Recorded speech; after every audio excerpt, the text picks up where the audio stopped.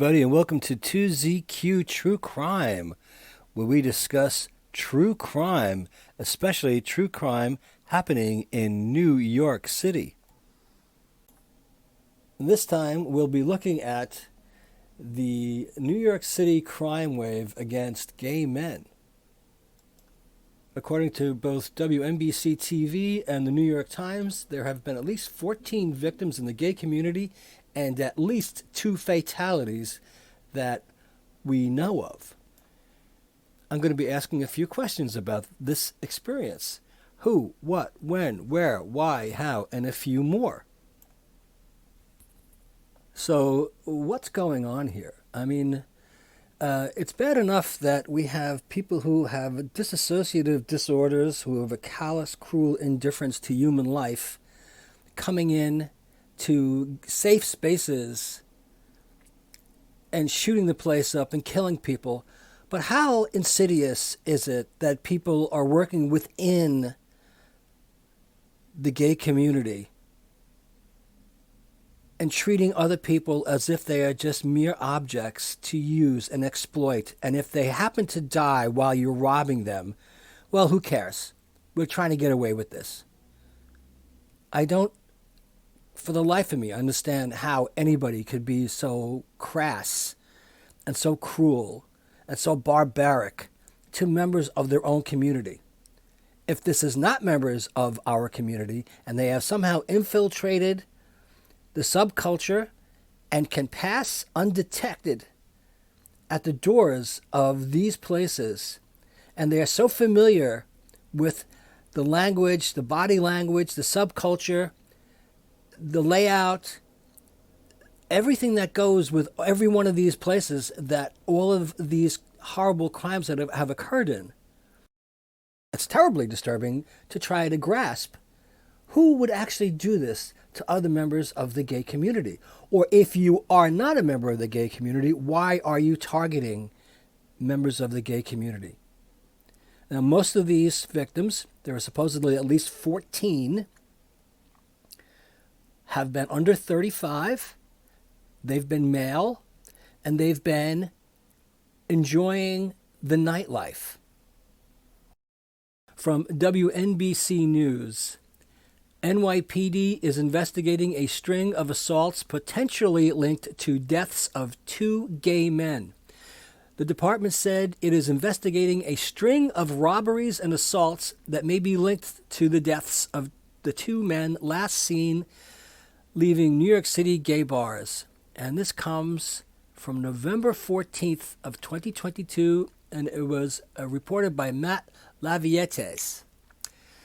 The New York City Police Department confirmed Monday that it is investigating a string of robberies and assaults that may be connected to the deaths of 2 gay men earlier this year, shortly after they left gay bars in Manhattan's Hell's Kitchen neighborhood. In an emailed statement, Julian Phillips, a spokesperson for the NYPD's Office of the Deputy Commissioner, Public Information, confirmed that the deaths of Julio Ramirez and John Umberger are being investigated among several incidents where individuals have been victims of robberies or assaults. No arrests have been made in Umberger's death, which remains under NYPD investigation, according to a department official. In April, Ramirez, a 25-year-old social worker, was found dead in the back of a taxi an hour after being seen leaving the Ritz Bar and Lounge with 3 unidentified men. His family previously told NBC News that approximately $20,000 had been drained from his bank accounts and that they believe he was drugged. About a month later, Umberger, a 33-year-old political consultant, was found dead after he and 2 unidentified men left another popular Hell's Kitchen gay bar, The Q. The unidentified men transferred about $20,000 out of Umberger's bank accounts and maxed out his credit cards, according to Umberger's mother, Linda Clary, who also believes her son was drugged. The NYPD spokesperson said the city's medical examiner is still determining the official causes of deaths for Ramirez and Umberger, and added that some, though not all, of the victims in their investigation are believed to be part of the LGBT community. Over the weekend, New York City Council member Eric Botcher, who represents a swath of Manhattan's West Side that includes Hell's Kitchen, released a statement on Instagram saying that his office has been in contact with the NYPD and the New York County District Attorney's Office regarding the investigation. The monsters responsible for these crimes need to be apprehended and prosecuted to the fullest extent of the law, he wrote, adding that significant resources are being dedicated to the case. A representative for the New York County District Attorney's Office did not respond to a request for comment. From the New York Times, dated December 3rd, 2022, by Liam Stack. Julio Ramirez died in the backseat of a taxi in April after he left a popular gay bar in Manhattan with a group of men. They stole his wallet, phone, and ID before they abandoned his body in the car with a distressed cab driver. 1 month later, John Umberger was found dead in an Upper East Side townhouse after he and a group of men left another popular gay bar just 3 blocks from the last place Mr. Ramirez was seen alive. Surveillance footage showed Mr. Umberger sandwiched between the men as they guided him into a car. The police department and many in the LGBTQ community at first regarded the deaths as isolated drug overdoses. Men who party too hard, quotidian tragedies in a gay nightlife scene that has roared back to life as the coronavirus pandemic has waned. I would say there's a little bit of a license being taken there by the reporter from the New York Times. But the men's families soon discovered something more sinister.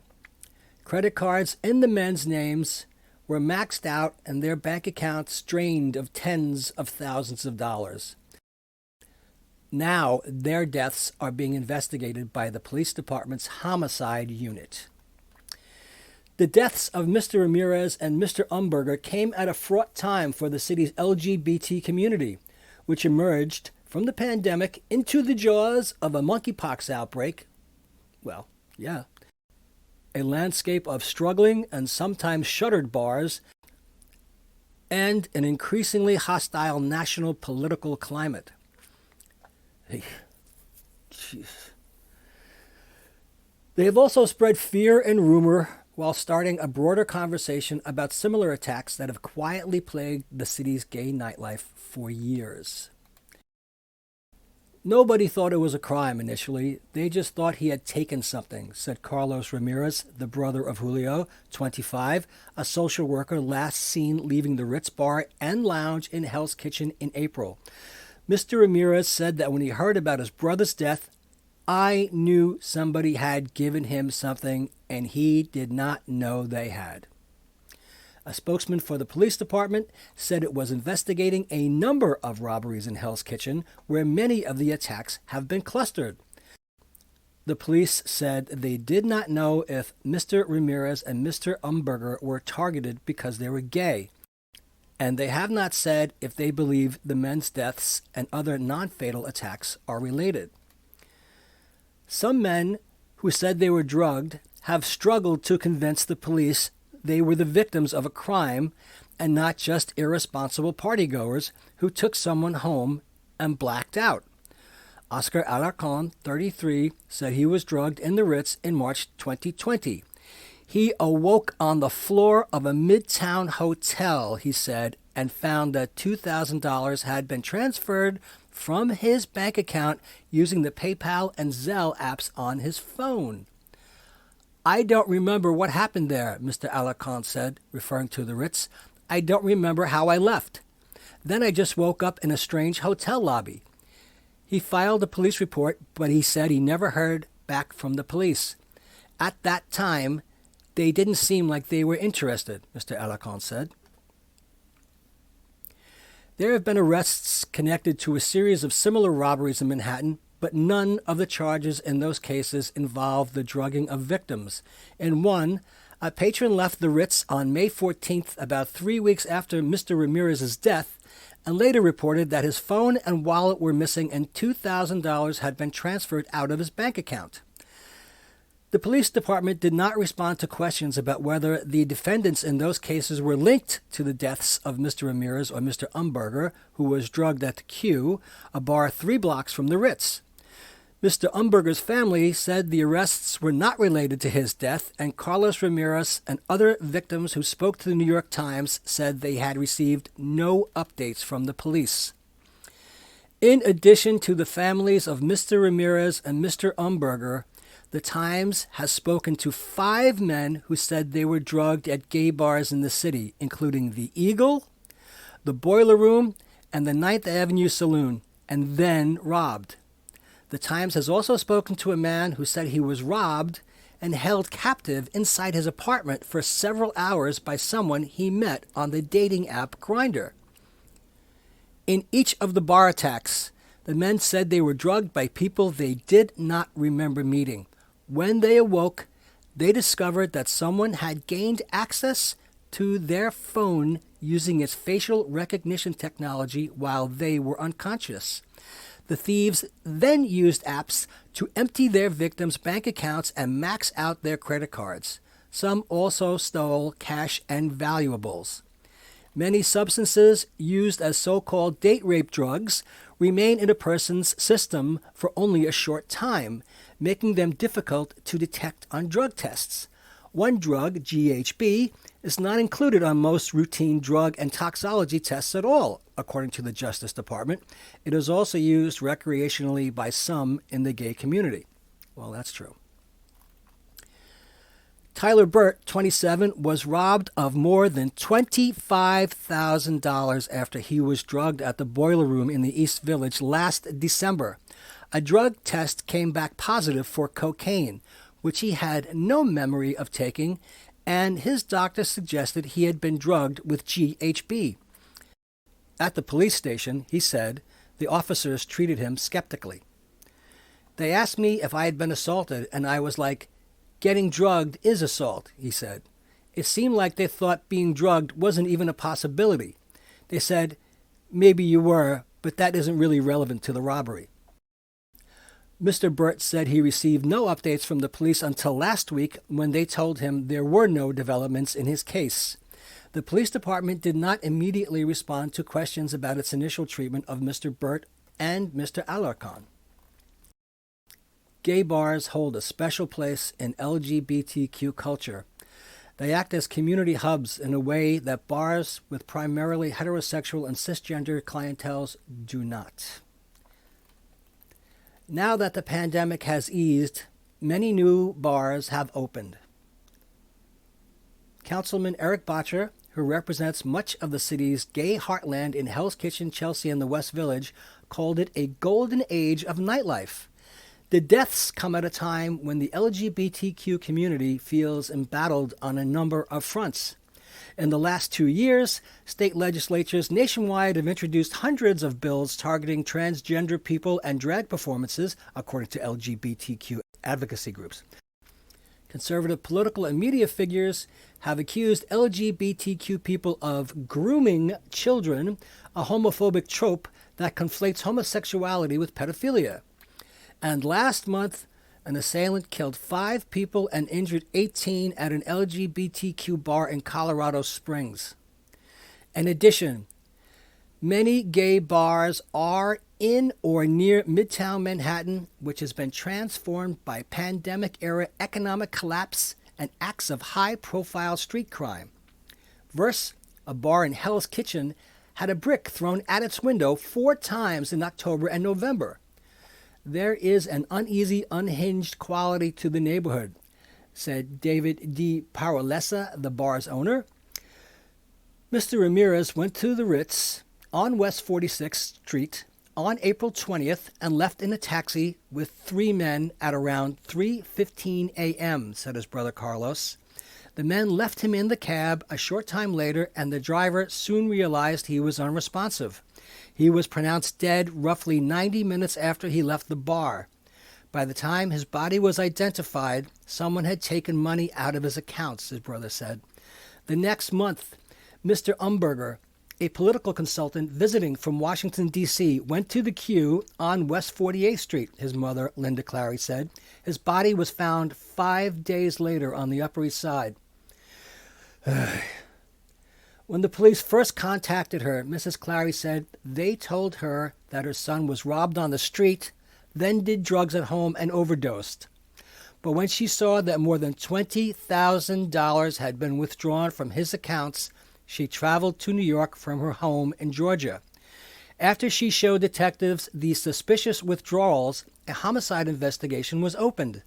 Later, she said, a detective described to her surveillance footage that showed her son being led by two men into a car outside the Q. An initial toxicology report provided to her by the medical examiner showed cocaine, lidocaine, and fentanyl in his system. Now, this is something I cannot understand, how anybody would combine fentanyl with cocaine and lidocaine. More reports of attacks have surfaced. A man said he was drugged in July at the 9th Avenue Saloon, a bar just around the corner from the Ritz. He spoke to the Times on condition of anonymity because he was afraid his attackers could return to his apartment. The last thing he said he remembered was hugging a friend goodbye and turning back to his half-finished drink. He awoke the next morning face down on the floor of his apartment. Both he and the floor were covered in vomit. His eyes were uncontrollably spasming, and his phone and wallet were gone, he said. He later discovered that $11,000 had been stolen.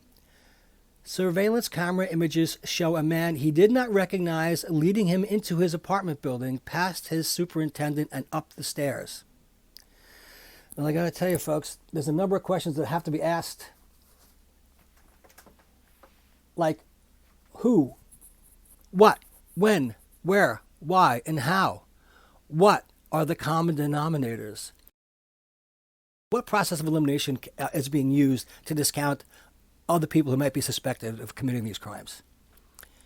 What is the modus operandi? These identified victims are gay and not closeted. So far. Is there cooperation from bars, clubs, victims, unidentified victims? Are there people afraid or embarrassed? Are there closeted people involved? Are there older people involved who may be dead as a result of these drugs? What other fatalities could possibly have happened? It's robbery. It's murder. Who are the witnesses? Is there video? There's got to be more video than the police are letting on. Is this happening from inside the community? It's spread out across Manhattan as far as we know, but there are gay bars in Queens, and there are gay bars in Brooklyn, and there's a lot of nightlife all over the city. It's quite possible that other victims are still unaccounted for and or unwilling to divulge. What are the tells, the signal that these victims are vulnerable? What is the body language? There's got to be a checklist of vulnerabilities and casual indiscretions that these people are unwittingly sending out to these villains, these culprits. It's psychopathic. They seem to be of the same age group, between 25 and 35. What are the culprits looking for in the victims? This is crass. This is cruel. This is vicious. This is heinous. This is beyond sleazy. This is merciless. And it's extremely expensive. Is this organized? Is this merely a series of opportunistic coincidences? Why are the victims being targeted? Now, me personally, I know somebody who I do not respect, and I knew him casually. And sometime in the 90s, he and his compatriot had decided to steal from a sex club in the neighborhood, which I wasn't even aware that existed. And apparently the victim was someone who lived in a small fashion department inside the sex club when the sex club wasn't operating. And he stored large amounts of cash in a small strongbox or something like that inside this apartment, and that was his responsibility. Now, one of these people had been in this apartment with this individual, and they saw him indiscreetly counting money or leaving money out. So they decided this was going to be their big heist, and they robbed from this place. And they came back proud of themselves as if they had accomplished something akin to climbing Mount Everest. And I kept on looking at them as if they were seriously damaged. They were deranged. Why are you doing this? Not only is it just stealing, but you're stealing from people who are probably not legitimate business people, and you're putting this individual who you robbed from at great risk. And you did not care. And you were members of the gay community. So I don't know exactly where to start thinking, because a lot of people might think it's people who have infiltrated the gay community, but from my own experience, knowing that there are gay people who have absolutely no problem stealing from other gay people. And the use of recreational drugs, which can lead to overdose, and quite often does, especially in the case of people who are unwittingly overdosed. It's got to be confusing to the victims' families, and it's got to make the investigation more difficult for the police. I'm going to stay on the story. I'd like to know more about this. I don't know if I can get in touch with any of the victims or anybody else. I'd like to know what's going on. But if anybody knows, feel free to contact me. We need to know what's going on. Young gay men are being robbed and murdered. Thanks for listening. See you next time. And as the kiddies say, peace out.